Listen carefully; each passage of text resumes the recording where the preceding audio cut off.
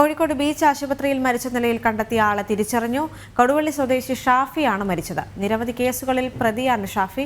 രാവിലെയാണ് OST ക്ലിനിക്കിന് സമീപം മൃതദേഹം കണ്ടത്.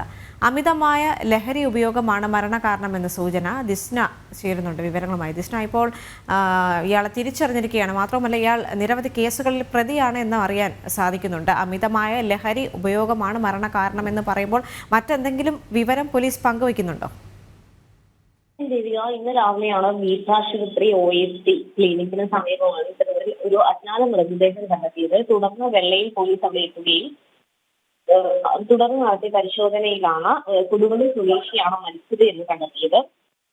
ഷാഫി എന്ന ആളാണ് മരിച്ചിട്ടുള്ളത്. ഇയാൾ നേരത്തെ തന്നെ പോലീസിലെ ഗുണ്ടാ ലിസ്റ്റിൽ പെട്ട പ്രതിയാണ് എന്നാണ് നമുക്ക് അറിയാൻ സാധിച്ചിരിക്കുന്നത്. നിരവധി അടിപിടി കേസുകളൊക്കെ തന്നെ ഈ വെള്ളയിൽ സ്റ്റേഷൻ പരിധിയിൽ തന്നെ ഇയാൾക്കെതിരെ ഉണ്ടായിരുന്നു. അമിതമായ ലഹരി ഉപയോഗമാണ് മരണത്തിന്റെ കാരണം എന്ന റിപ്പോർട്ടാണ് നമുക്ക് നിലവിൽ ലഭ്യമായിട്ടുള്ളത്. മാത്രമല്ല, കൂടാതെ ഇയാളുടെ ബന്ധുക്കളെ ഇത് സംബന്ധിച്ച് വിവരം അറിയിച്ചിട്ടുണ്ട്.